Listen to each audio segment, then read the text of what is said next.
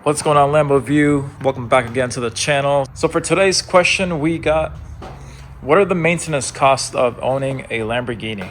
To be completely straightforward, your maintenance costs for a Lamborghini are actually cheaper than you think.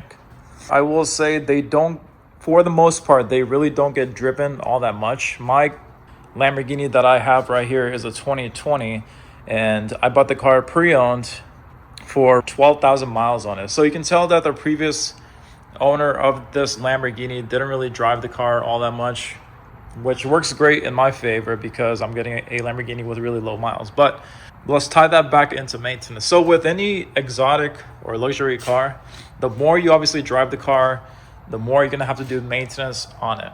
So I would say the number one maintenance cost that I still have yet to get to, because I've only had the car for 6 months, but that one is obviously going to be our oil change. And I want to say that is going to run roughly around $1,200 to $1,500 per oil change. It could be a lot more than that, but obviously it depends on where you go. I want to say that dealerships would probably charge pretty close to $2,000 at a minimum. But again, I've only had the car for about 6 months, and then the oil change is not going to be due for another 2 months or so. So that, again, you have to do either every 7,500 miles, which I don't drive the car that much throughout the year. I probably only drive the car less than 4,000 miles a year. And then I try to keep it less than that for sure, the best that I can. So with that, I have to get my oil change done every 10 to 12 months or so, or once a year, you could say.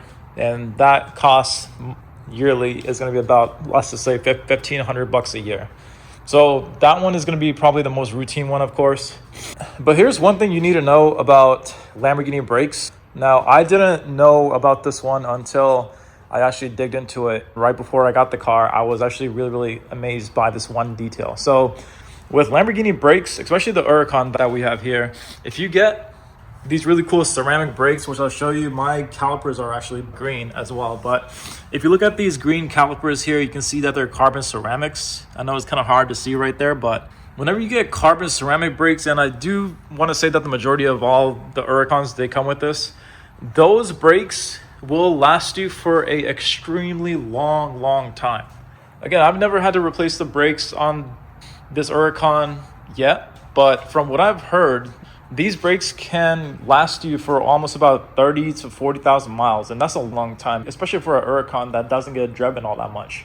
So it's kind of safe to say that your brakes are probably never going to have to be done throughout the course of the ownership, which is going to save you a crap ton. And not only that, the brakes do perform extremely well, so you do get that benefit to it as well. But yeah, the brakes are honestly, I'll never have to change the brakes because, again, I don't drive the car all that much.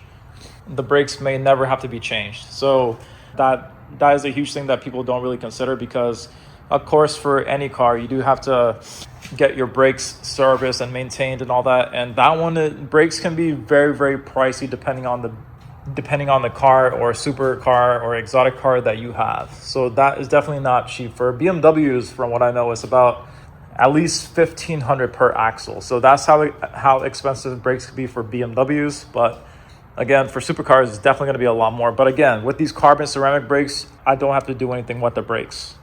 So it is safe to say that brakes are not going to be something that I have to worry about a whole lot. Our third cost of maintenance that is going to be up there is going to be tires. So tires, a lot of people think that tires are going to cost a lot, and I want to say that they do. Tires are probably going to cost you around $800 for the fronts and then $1,200 for the back.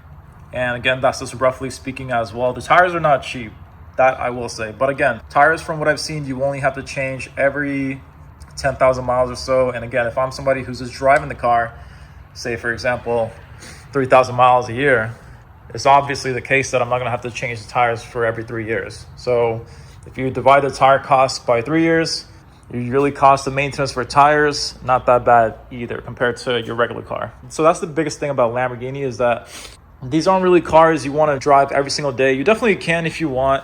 The car is fully capable, but once you drive the car every single day, you do kind of lose that newness to it.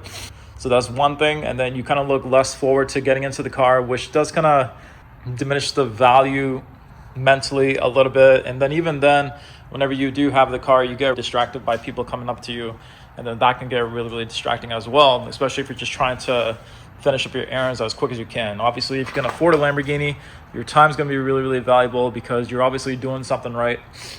So the car can be a big time consumer if you use it the wrong way. So that's one thing to kind of watch out for. There's obviously going to be a lot more other things in terms of maintenance that are going to be done, probably not as consistently though, so not things you have to worry about every single year, but obviously there are going to be some costs.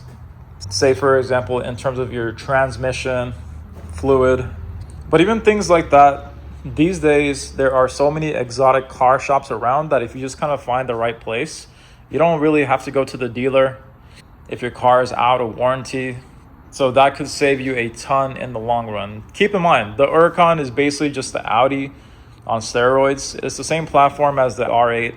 So the parts beneath the car are basically Audi. In terms of parts itself, it's not exactly that special. Don't get me wrong, the car is completely a special car. I get a smile on my face every single time I drive the car. It is phenomenal. But in terms of maintenance, it's honestly not that bad, especially if you don't drive the car all that much. Right? Or if you keep your miles around 2,500 to 5,000 miles a year, you're going to be completely fine.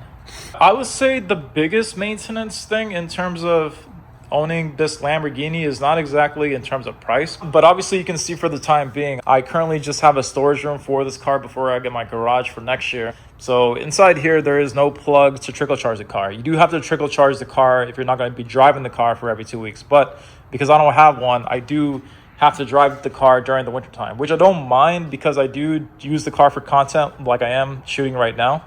But in terms of maintaining the battery, you do have to watch out for that because that is going to be something that you don't want dead. More additional things that you don't have to do for just your regular car, such as once the battery goes flat, not only do you have to jump it in a really special way, but then I believe if it's really, really flat, you do have to recode the car. So that can be a $3,000 fix depending on where you go. So that's one thing to really watch out for. So maintaining the car in terms of just driving it is a thing, but obviously with people like me who actually do enjoy driving the cars, that's not going to be a thing that I'm really worried about. I actually do enjoy driving the car. The snow is going to melt, so no worries there. I could get winter tires for the car, but I just drive the car every 2 weeks or so. So I maintain it by driving it in that sense. You don't want to let the car sit around for a long time because you could get flat spots on the tires as well. The best thing that you could possibly do is just drive the car as often as you can. Any car for that matter, if you just let it sit, it's not exactly the right thing to do for the car because whenever you drive the car, your fluids within the car are actually moving.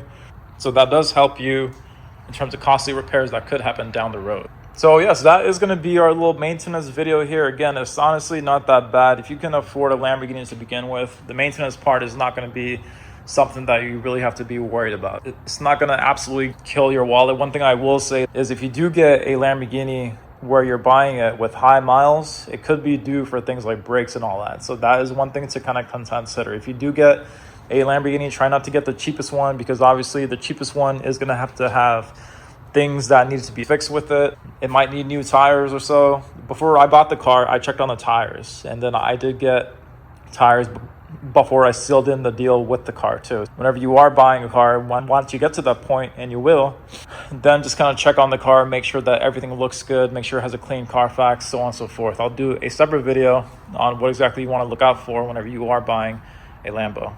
Hopefully this video helped. If you guys had questions, write it down below. I'll make a video on it, and I'll see you guys for the next one.